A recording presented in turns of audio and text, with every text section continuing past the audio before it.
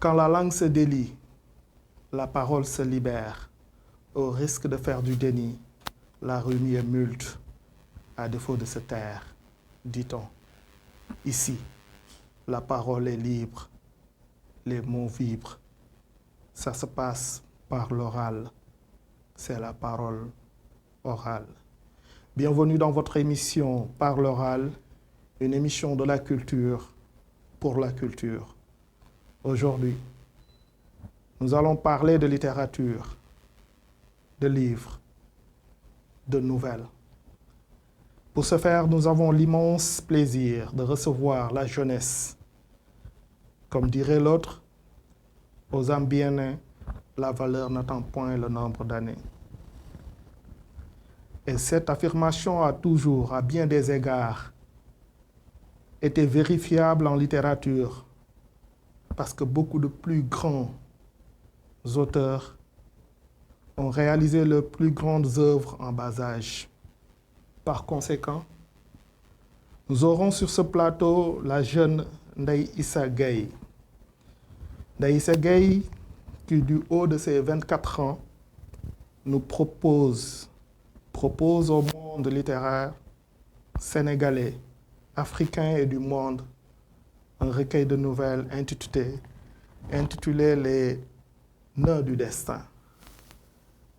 Les Nœuds du destin, sa première œuvre, sa première production.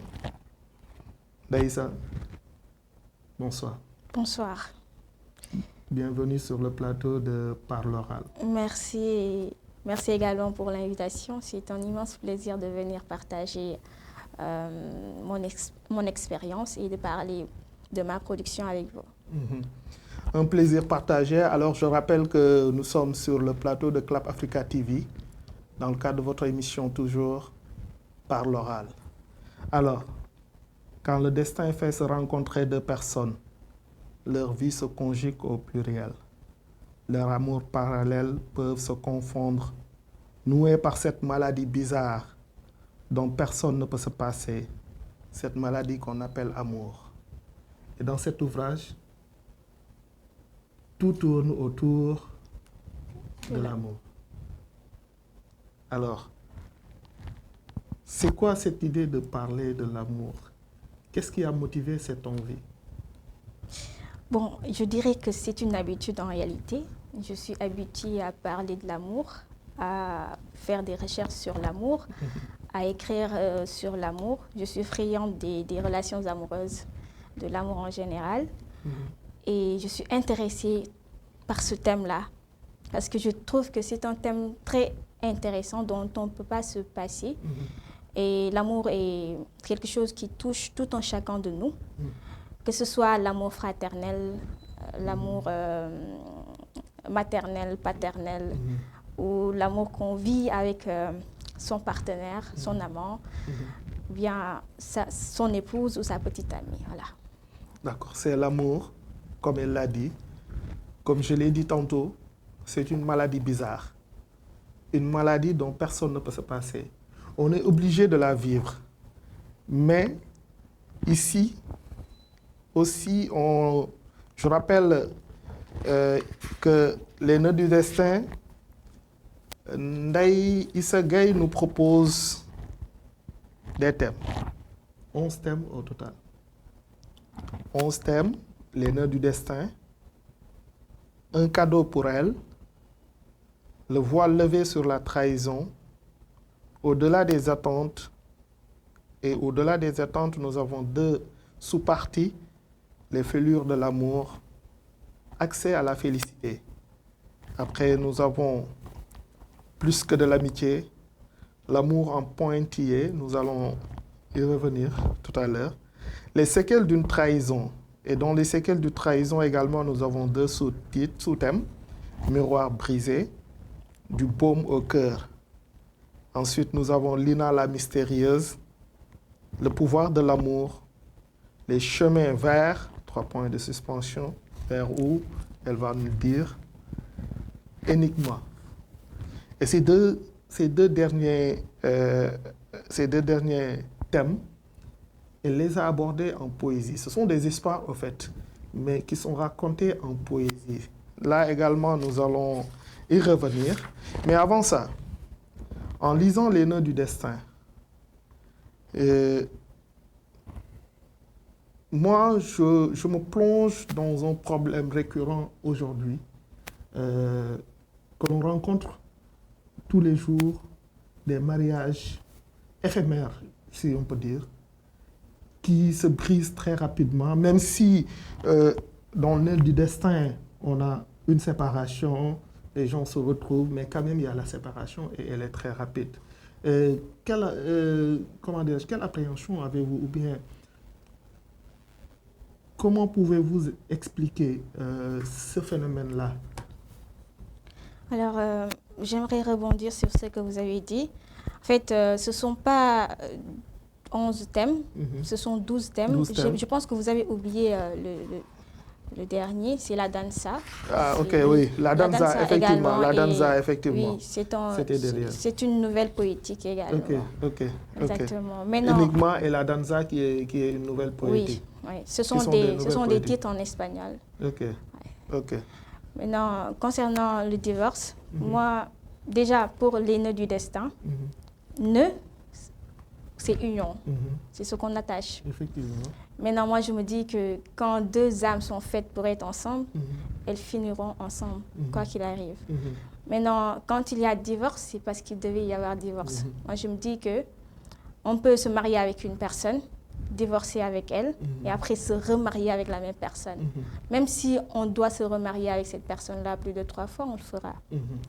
Maintenant, je me dis qu'il y a peut-être un problème de compatibilité. Effectivement. Je ne dirais pas précipitation, parce qu'on peut connaître une personne au bout de 3 mois, se marier avec elle et finir avec cette personne-là. Comme on peut être avec une personne pendant 10 années, se marier avec elle et divorcer au bout de 3 mois. Vous voyez. Donc, il y a ce problème de compatibilité, il y a ce problème de compréhension et ce problème d'amour également. Parce que parfois, on peut confondre l'attirance à l'amour. Parfois, on se dit qu'on aime la personne alors qu'on est juste attiré. On est peut-être fan de cette personne-là, comme on dit. Mais non, l'amour va au-delà de cela. Et les gens ne comprennent pas ça en réalité. Et parfois, entre guillemets, ils se précipitent. Donc parfois, c'est ça le problème. Il y a également la pression sociale. Il y a des personnes qui ne sont pas en réalité prêtes à se marier, mais qui se sentent obligées de se marier. Peut-être il y a la maman qui est à côté, le papa qui te dit tu commences à prendre de l'âge, tu dois prendre forcément une femme, il va te présenter à une cousine ou bien à la fille de son ami. Après tu te dis bon, je vais me marier puisque c'est mon père, il me le dit, je vais le faire. Mais non, tu n'aimes pas la personne, tu ne connais pas la personne, tu ne connais rien de cette personne-là, tu le fais parce que c'est un ordre venant de tes parents. Pour l'amour que tu as pour tes parents, tu vas te marier alors que tu n'es pas encore en réalité prêt. Tu ne t'es pas préparé. Voilà, c'est ça. Maintenant, il y a la pression sociale, il y a le problème de compatibilité, il y a le problème d'amour qui se pose parce que moi, je me dis, quand il y a l'amour véritable, on peut tout surmonter. Effectivement, quand il y a l'amour véritable, on peut tout surmonter. Et d'ailleurs, c'est souvent ce qui revient, le problème d'incompatibilité. Souvent, quand il y a divorce, quand tu lis un peu le motif du divorce, tu trouves qu'il y a toujours le problème d'incompatibilité qui revient souvent, et c'est une réalité, et elle a soulevé beaucoup de points qui sont également à l'origine de ces divorces éphémères, parce que ces mariages, je dirais même pas ces divorces éphémères, mais ces mariages éphémères, je dirais.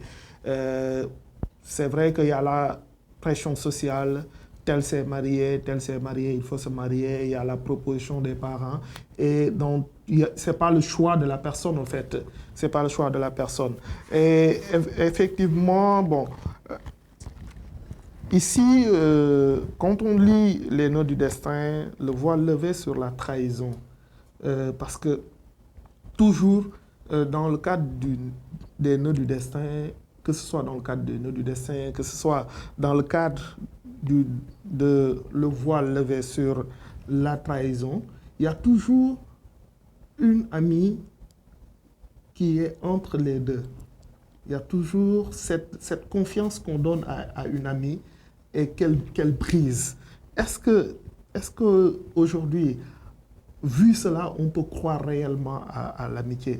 Est-ce que l'amitié existe réellement selon vous? L'amitié, elle existe. Mhm. C'est juste que c'est pas facile de trouver l'amitié sincère et véritable. C'est ça le problème. Mais ça existe. Il y a toujours des personnes qui sont sincères, qui sont fidèles et loyales envers leurs amis. Mais il y a de l'hypocrisie qui se cache parfois derrière. C'est ça le problème. Mais l'amitié existe toujours. On voit pas mal de personnes qui trahissent leurs amis. Il y en a même qui trahissent leur propre frère, leur propre sœur. Donc la trahison est partout. Donc si on dit que l'amitié n'existe pas, on remettrait en question l'amour, à la fraternité, à beaucoup de choses en réalité. Mais ça existe. C'est juste que c'est pas facile de trouver l'amitié véritable, l'amitié sincère de nos jours du moins. Voilà. C'est ça. Mais il y a toujours ce goût de trahison qui revient. Par exemple, ici, c'est la petite amie qui trahit un peu. Ou bien, la trahison, elle est double, venant de son petit ami, mais également de sa meilleure amie. De sa meilleure amie, oui. C'est ça. C'est-à-dire, elle est double là. Exactement. Et comment on va faire pour s'en sortir finalement? Pour s'en sortir, ce ne serait pas facile. Ce ne serait pas facile parce que déjà, on donne sa confiance gratuitement. On pense que cette personne, elle est de notre côté, mais au fond, celle qui la conseille, c'est elle-même qui l'a trahi. C'est vrai, oui, c'est ça.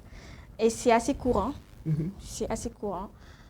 Mais bon, pour s'en sortir, c'est juste de se dire que ça devait arriver et d'essayer de passer à autre chose. De se dire que si on est appelé à finir ensemble, on finira ensemble. Mais non, il faut regarder devant et éviter de regarder derrière. Qui dirait qu'il n'a jamais été trahi ici? Qui dirait qu'il n'a jamais été trompé? En fait, tant qu'on vit l'amour, il y aura la trahison et la tromperie à côté. C'est ça. La trahison et la tromperie sont des compagnons de l'amour, en vérité. C'est ça. Donc, quand on est prêt à aimer une personne, il faut s'attendre à la trahison venant de n'importe qui. Que ce soit de notre partenaire, que ce soit de notre ami à qui on a présenté cette personne-là. Okay. On retrouve cette trahison également dans les séquelles d'une trahison. Et là, vous dites que même si on pardonne, on n'oublie pas. C'est la raison pour laquelle je me demande, est-ce que réellement on peut croire à l'amitié? Est-ce que réellement... Parce que à chaque fois, on est tenté par la trahison. C'est comme si on marchait dans une allée sombre et qu'on jetait tout le temps du regard d'un côté à l'autre par peur.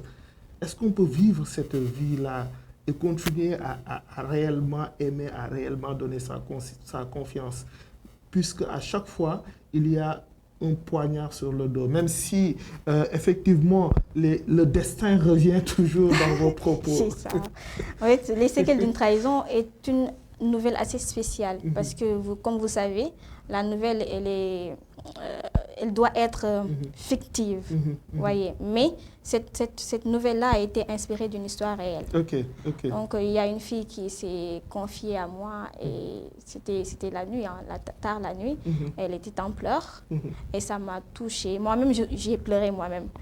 Donc, ça m'a touchée et j'ai écrit sur cette histoire-là. Mais je n'ai ni donné le nom de la fille, donc j'ai donné un prénom arabe.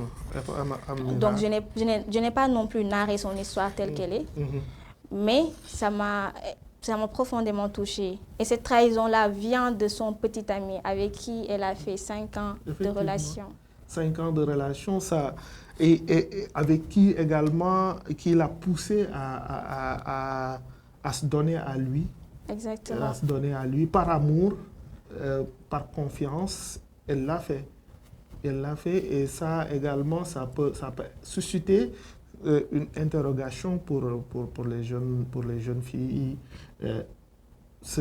Peut-être en lisant ça, elles devront avoir une idée de comment elles doivent se comporter. C'est déjà Amar dit à sa cousine que moi, je préfère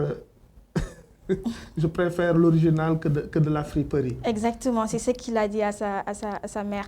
Maintenant, si on revient vers les séquelles d'une trahison, la fille, elle s'est donnée à son petit ami par amour. Effectivement. Et comme le font les hommes, il lui a promis une vie de rose, lui a promis le mariage. Et elle l'a cru, vu les années qu'ils ont exactement. Et tout le monde connaissait la nature de leur relation, que ce soit sa famille ou la sienne. Donc après, il l'a trahi, il s'est marié, et pourtant il ne lui a rien dit.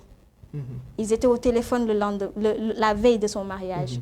Il ne lui a rien dit, et c'est sa cousine exactement. Après, il l'appelle et tombe sur sa boîte vocale parce qu'il l'a bloqué. Voyez, donc c'est ce qui nous amène à essayer, on essaie du mieux qu'on peut, à sensibiliser les filles à leur dire qu'un homme reste un homme. Tant que tu ne reçois pas un appel de ton papa, de ton frère, te dire qu'on a scellé votre union, vous êtes madame telle, ne crois pas à l'homme. Ok. Oui. Ok. Ça revient le problème de la confiance. Exactement. C'est-à-dire, on ne doit pas. C'est pas on ne peut pas, mais on ne doit pas donner sa confiance entièrement. Surtout pas en homme. Mais ici, il n'y a pas le pardon. Bon. Il n'y a pas le pardon parce que... Elle s'est vengée. Elle s'est vengée, elle l'a rendu impuissant. Oui, elle s'est vengée, c'est-à-dire... Vous savez, quand parfois on écrit une part de soi ou bien une part de sa pensée. Donc moi, j'ai écrit une part de ma pensée. Il m'arrivait d'avoir des discussions, ce genre de discussion-là, soit avec mes frères, soit avec des amis, ou bien des connaissances, ou bien des camarades. Donc je disais quoi? Une fois que tu trahis une fille de cette manière-là, si elle va chez le marabout pour te marabouter, moi je suis d'accord avec elle. C'est pourquoi vous l'avez appelée boum au cœur, quoi. Du boum au cœur, c'est-à-dire elle se disait qu'il fallait, parce que je l'ai appelée Amira. Elle a une part de gentillesse, une belle âme en elle.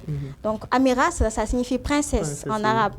Donc il fallait qu'elle fasse quelque chose qui puisse lui enlever ce poids-là, une partie de ce poids-là du moins, vous voyez un peu.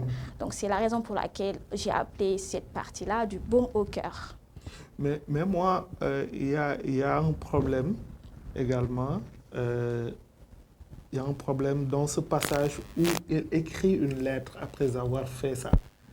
Bon, elle se condamne elle-même, en fait. Exactement. Elle se condamne elle-même. Parce que c'est la naïveté ou bien c'est par colère qu'elle l'a fait ou bien... Il y a la colère, il y a la naïveté, il y a également le fait qu'elle était perturbée, elle était sous le choc, donc elle a agi sous le coup de la colère. Sous le coup de la colère. Parce que cet homme-là, en fait, imagine, tu es face il était face à sa cousine, il lui a dit... je préfère l'original que de la friperie. Imagine, tu dis ça à une fille, la friperie. La friperie, oui, c'est grave. Je préfère du prêt-à-porter que de la friperie. Et elle lui dit, j'ai fait tout avec la fille, donc ça c'est poignardant en fait. Ouais. Bon, c'est malheureux. Des fois, il y a beaucoup d'hommes, autant pour moi, qui pensent ainsi. Et je trouve que c'est très déshonorant.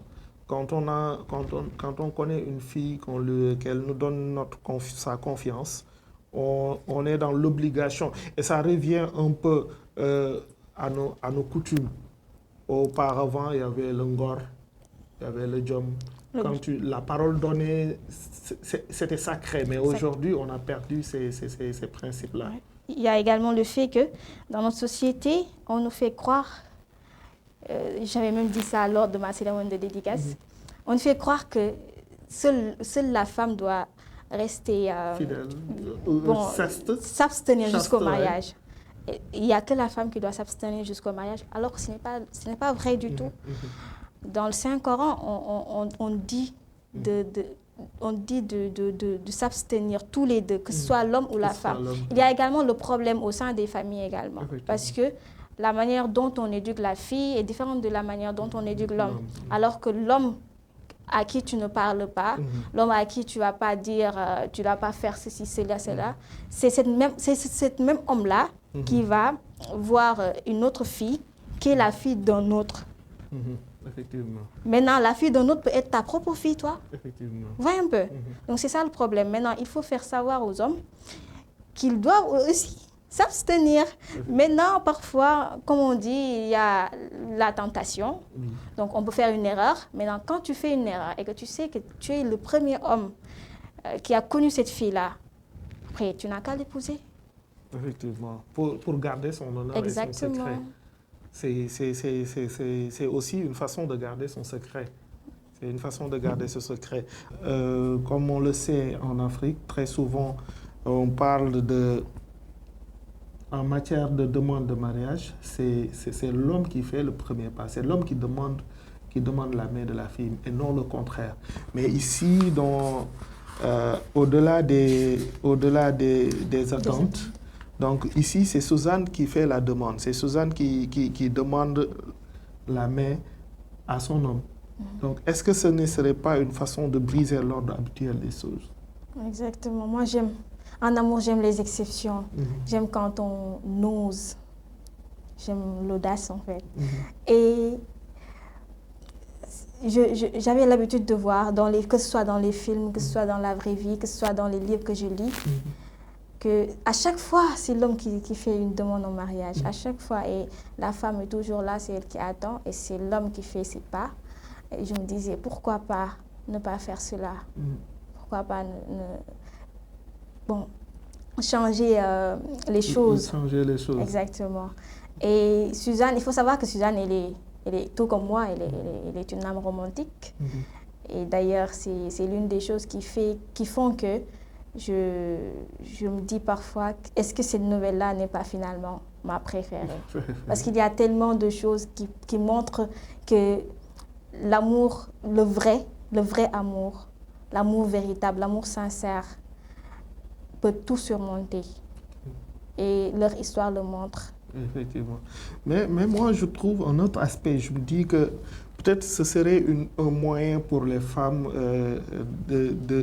d'arrêter de s'éterniser dans les relations. Si l'homme ne fait pas le pas, vu l'âge, on lui propose pour voir parce que ça a été la raison pour laquelle un peu leur relation s'est arrêtée.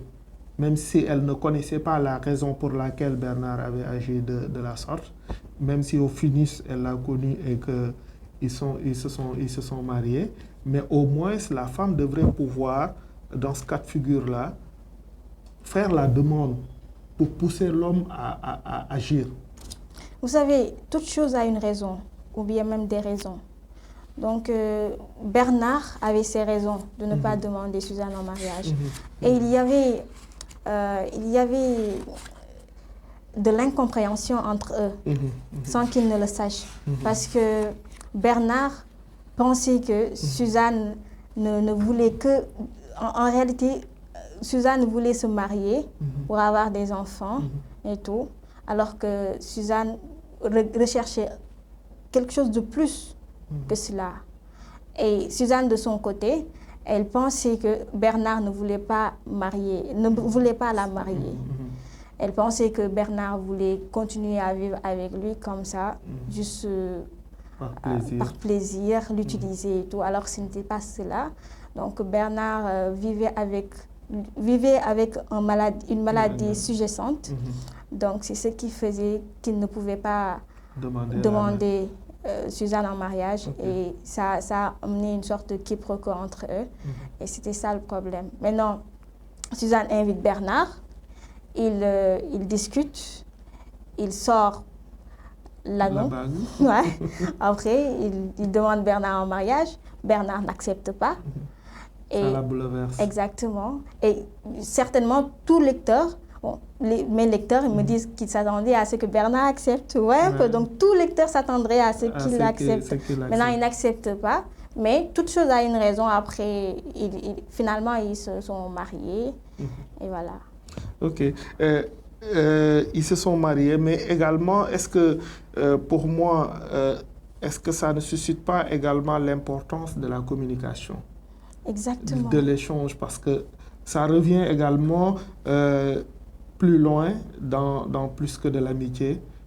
C'est un drame, on peut dire, c'est dramatique ce qui s'est passé dans cette nouvelle-là, mais c'est un peu lié avec le problème de Bernard qui n'a pas communiqué. Donc là également, elle n'a pas déclaré son amour, ou bien même l'autre n'a pas déclaré son amour à son ami, et finalement, au moment de le faire, c'était trop tard. C'était plus possible. Le garçon a subi un accident et il est mort, et elle reste là avec sa tristesse, son angoisse, avec ce goût d'inachevé de la vie qu'elle voulait vraiment vivre avec cet homme. Est-ce que la communication, ça ne suscite pas également l'importance de la communication? Exactement, c'est ça. Quand on est en couple, quand on dit qu'on s'aime, il faut communiquer. Surtout quand ça nous touche. Parce que Bernard, il faut savoir que Bernard, il était stérile. Je dis il était parce que finalement ils se sont mariés. Exactement. Ils se sont mariés. Donc il se disait que puisqu'il ne peut pas avoir d'enfant, vaut mieux ne pas l'épouser et la laisser être heureuse avec une autre personne. Alors que Suzanne trouve son bonheur à ses côtés, même s'il n'y a pas d'enfant. Donc à ses côtés, Suzanne a aidé Bernard à se relever, à surmonter cette épreuve. Ils ont adopté un enfant, croyant qu'ils n'allaient pas avoir d'enfant. Et finalement, le bon Dieu leur a donné un enfant. Donc ils ont finalement leur enfant adoptif et leur enfant biologique. Et leur amour. Et leur amour. Et c'est ce qui me fait dire que c'est ma préférée. En fait, dans tous les nouvelles que j'ai lues dans cette œuvre, il n'y a que là où il y a le drame, plus que de l'amitié. Là où, par exemple, la fin n'est pas heureuse. La fin n'est pas heureuse. En quelque sorte, il y a une autre nouvelle qui peut-être est similaire, mais après on va y revenir. Mais là c'est le drame. Pourquoi avoir mis le drame dans sa part au moment où partout on parle de retrouvailles après, de finalité heureuse, mais ici c'est le drame. Parce que les nœuds du destin, il y a le destin. Et c'est pas parce qu'on est avec la personne qu'on va finir avec cette personne-là. C'est pas non plus parce qu'on aime la personne qu'on va finir avec cette personne-là. Et il y a beaucoup de leçons. C'est une très courte nouvelle, plus courte certainement. Effectivement. Mais il y a beaucoup de leçons. Donc ils étaient amis, mais chacun était amoureux de l'autre. En cachette. En cachette. Donc il y avait Idriss qui venait se confier à Lina, lui parler de ses déceptions. Et il y avait Lina qui lui prodiguait conseils et soutien, alors qu'elle-même, elle était amoureuse de lui. Donc c'est lorsqu'elle s'est résolue à lui avouer ses sentiments qu'Idriss est mort en fait. Il a fait un accident sans qu'elle le sache. Sans qu'il le sache. Et pourtant, croué sur son lit d'hôpital, attendant la mort. Il a avoué à sa sœur. Exactement. Il a avoué à sa sœur son amour, parce que sachant qu'il va mourir et qu'il ne veut pas emporter cet amour-là dans sa tombe, il a décidé d'en parler à... Est-ce que ce n'est pas une nouvelle souffrance pour Lina? Exactement. Une souffrance de plus, sachant qu'elle a de l'amour à donner, qu'elle n'a pas pu faire. elle pleure cette amertume-là, et on lui ajoute qu'effectivement, Idriss également était amoureux d'elle, mais qu'il ne l'a pas dit. À chaque fois, on se dit, on va attendre. On va attendre. On va attendre le moment venu. La procrastination. Exactement. Mais la vérité, c'est que le temps n'attend pas. Effectivement. Le temps ne prend pas son temps en réalité. On ne sait pas de quoi demain sera fait. Donc, du moment où on doit dire... Surtout quand on est ami avec la personne, surtout quand on est ami avec la personne. Et je vais vous dire un jeu que j'ai fait au sein du livre même. Vous voyez que c'est Lina qui est la protagoniste de cette nouvelle-là. Maintenant, il y a une autre nouvelle intitulée Lina la mystérieuse. Vous voyez? Donc, vous l'avez même dit vous-même. Que Lina aura des séquelles. Donc, tout le monde sait que quand on a des séquelles, forcément, ces séquelles-là vont se manifester, qu'on s'en rende compte ou pas. Parfois, on voit une personne se comporter d'une certaine manière, on voit une personne infidèle, une personne qui est vraiment rancunière, qui est agressive, qui a des défauts, mais où est la source? C'est quoi la raison? Qu'est-ce qui l'a amené à être comme ça? Exactement. Et là, c'est Lina la mystérieuse. C'est la même Lina qui est devenue infidèle, qui se cache derrière sa timidité, derrière sa discrétion. Donc, quand on a eu ce genre de déception-là, forcément, ça aura des répercussions, ça laisse des séquelles. Exactement. Ça laisse des séquelles. Et ce sont les fêlures de l'amour, comme je l'ai dit dans le livre. Alors, ce sont les fêlures de l'amour. Mais moi, il y a une nouvelle où j'ai un goût d'inachevé, en fait. J'ai un goût d'inachevé. Je sais que les lecteurs, peut-être, seront de mon côté, et ils seront de mon avis.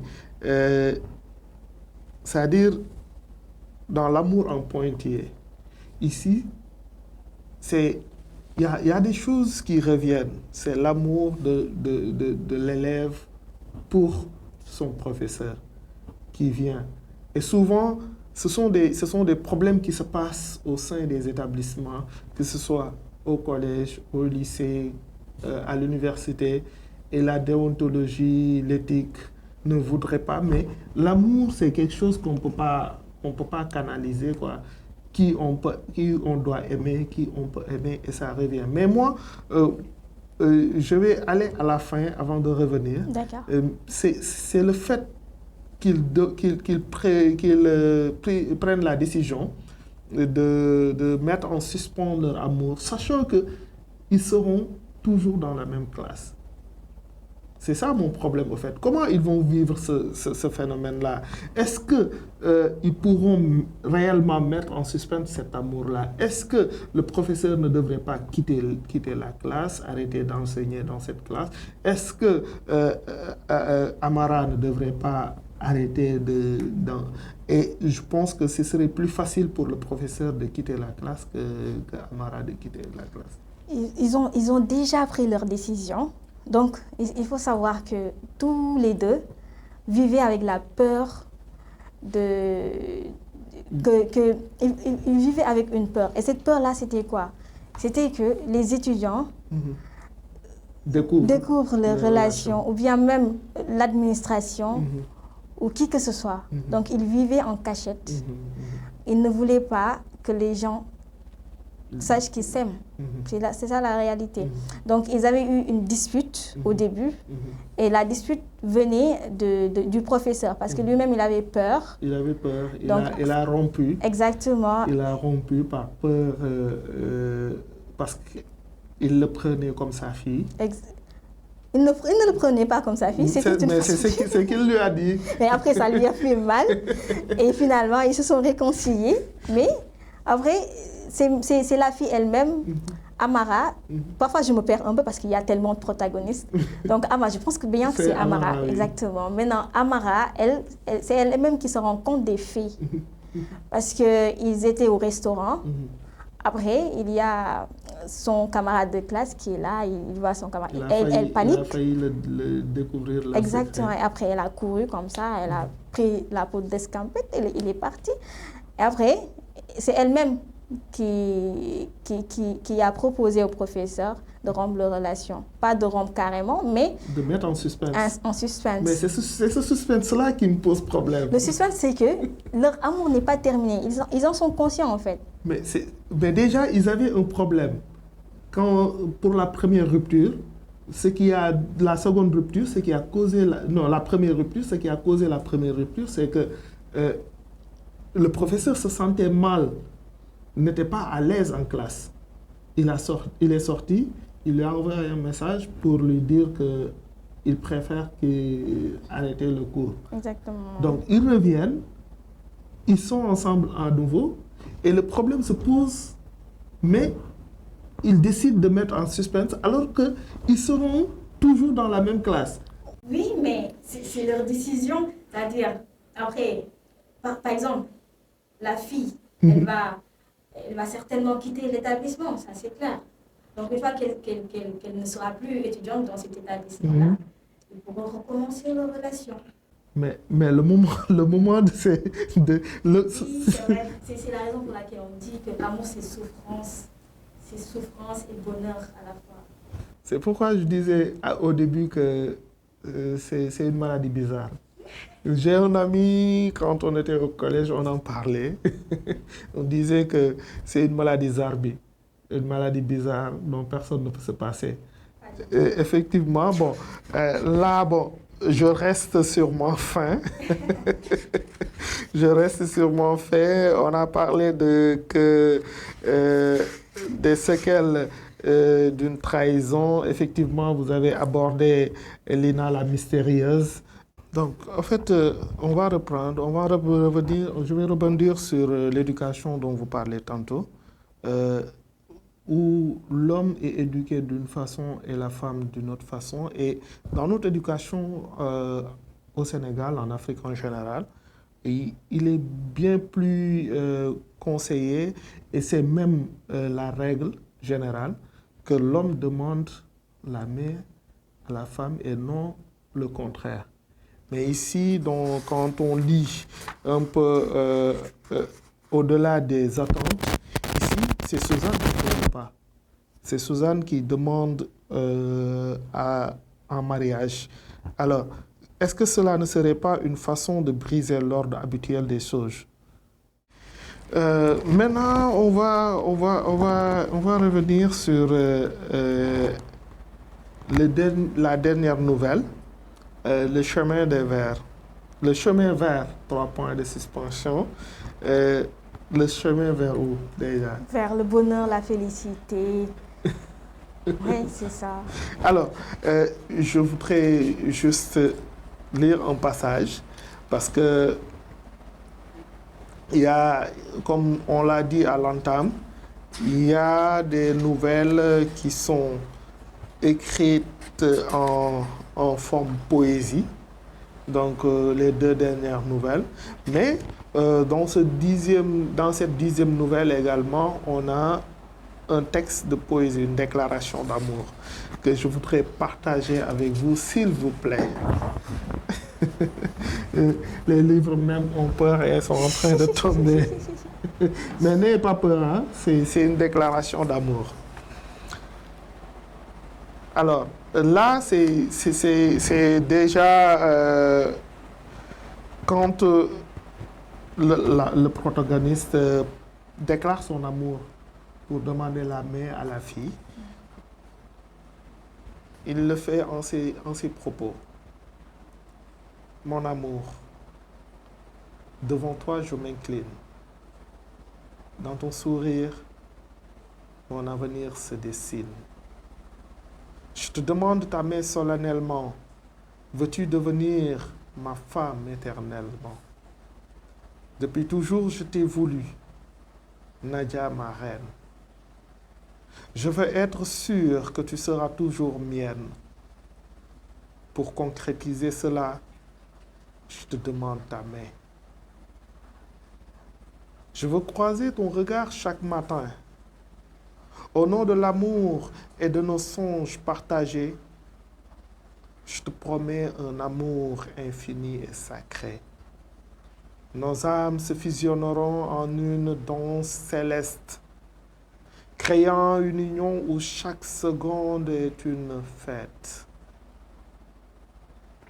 Ensemble, nous défierons les aléas de la vie, nos cœurs unis, guidés par une flamme infinie. Je serai ton roi, ton éternel soutien, ton abri, et toi, ma reine, ma muse, ma vie. Nadia, acceptes-tu de bâtir avec moi ce royaume où notre amour s'épanouira en un mois? Ensemble, affrontons tous les défis, unis par l'amour, dans une éternelle harmonie. Que ta réponse résonne comme un doux écho et scelle notre destin, notre amour en crescendo. Je t'offre cette bague, symbole de notre amour. Accepte et ensemble, nous construirons notre tour. Belle Nadia, mon amour, ma muse. Dis oui. Mon empressement se diffuse, que ces mots portent tout mon amour et que ma demande trouve écho en ce jour. Tes beaux yeux me donnent confiance et ta chevelure est aussi belle que celle de Reine Ponce. Mon cœur bat la chamade en attente de ta réponse. Tendre Nadia, acceptes-tu cette alliance? Acceptes-tu cette alliance? C'est une forte déclaration d'amour. Alors, en Il n'y a Afrique, pas plus romantique que ça. il n'y a pas plus. Mais en Afrique, on ne demande pas comme ça l'amour. Je ne sais pas, au Sénégal, je ne sais pas, c'est Moi, je un me dis, problème de timidité, c'est un je me problème dis de que chasteté ou quoi. non, c'est-à-dire, J'ai l'impression il y en a que qui ne savent pas. les nœuds du destin brisent toutes les règles. Exactement. C'est parce que peut-être c'est parce que moi j'ai une autre vision de l'amour. L'amour n'a pas de nationalité, l'amour n'est pas né dans un continent en réalité. L'amour, c'est l'amour. Il faut donner à l'amour ce qui lui revient. Il faut vivre l'amour pleinement, sans trop réfléchir, sans faire de psychanalyse. Il faut juste vivre l'amour passionnément.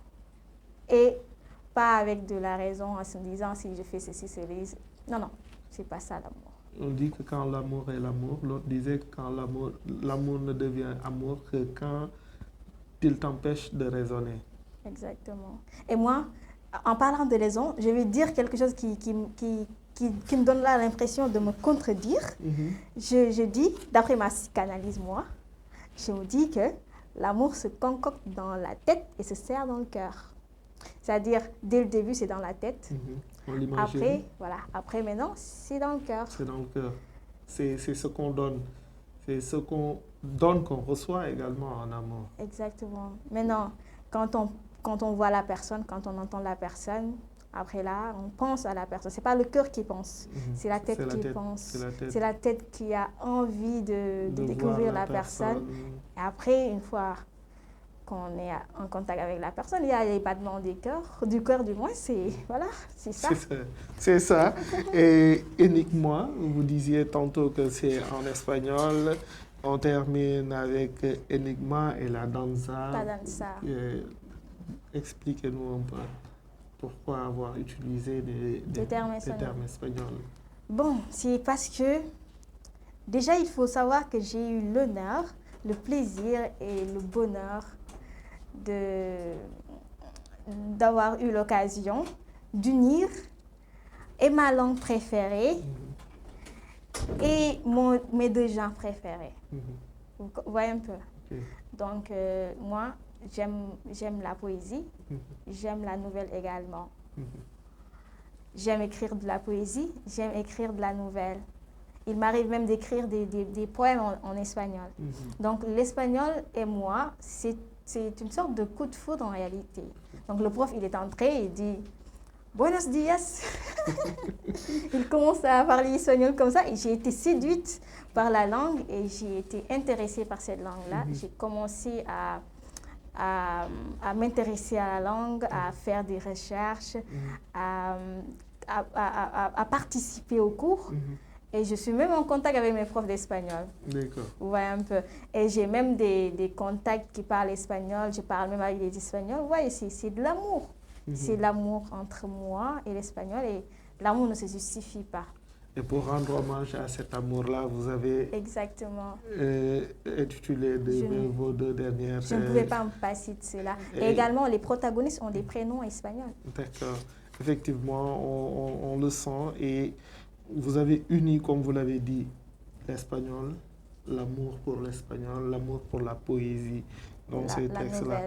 Alors, c'est Les Nœuds du Destin, écrit par Ndeye Issa Gueye. Nous venons à terme de cette émission et je vous conseille vivement de lire cet ouvrage. Si vous aimez l'amour comme elle, si vous vivez l'amour comme elle, alors Les Nœuds du Destin, il y a, comme elle l'a dit, les nœuds, le fait de nouer une relation. Il y a le destin qui fait que 2 personnes se rencontrent, s'attirent, s'aiment et unissent leur cœur. Et finalement, leurs chemins deviennent parallèles, confondus. Donc, au fait, c'est ça. Je pense que, comme on l'a dit, Ndeye Issa Gueye est jeune, mais malgré sa jeunesse, elle est friande de littérature, elle est friande d'écriture, et c'est ce dont on a besoin. Je pense que l'écriture même appartient à la jeunesse, parce que souvent en Afrique, au Sénégal, c'est peut-être la barrière de la langue qui fait qu'on n'écrit pas assez jeune, mais ailleurs, les plus grands auteurs ont écrit leurs meilleurs ouvrages en étant très jeunes. Dans l'adolescence, entre 15 ans et 18 ans, ils ont écrit leurs meilleurs textes. Donc, il est important de pousser. Ici, on pense qu'il n'y a que les adultes qui doivent écrire. Malheureusement, mais l'écriture, l'inspiration, comme j'ai l'habitude de le dire, n'appartient à personne. C'est un don de Dieu. Et personne ne vous dira que je suis sorti de telle université ou bien j'ai un tel diplôme en inspiration. Personne ne vous le dira. L'inspiration, c'est un don de Dieu. Et quand elle vous vient, profitez-en pour rendre grâce à Dieu. Alors, on est à terme de cette émission. Merci déjà d'avoir accepté l'invitation. Merci d'avoir échangé avec nous sur Les Nœuds du Destin, votre premier ouvrage. Votre mot de la fin et qu'est-ce qu'on peut attendre encore de Ndeye Issa dans le futur?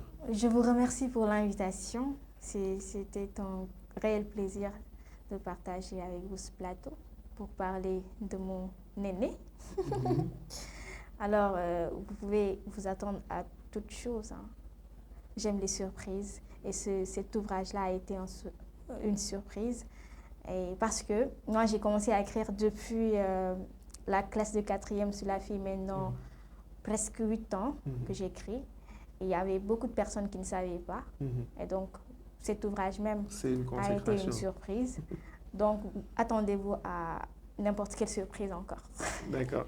Alors, merci. Donc, c'était votre émission Par l'oral sur Clap Africa TV. C'était avec Ndeye Issa Gueye, Les Nœuds du Destin. Et on vous donne rendez-vous, Inch'Allah, prochainement pour un autre numéro de Par l'oral. Merci à la technique. Merci à Clap Africa. Merci à tout le monde. Au revoir.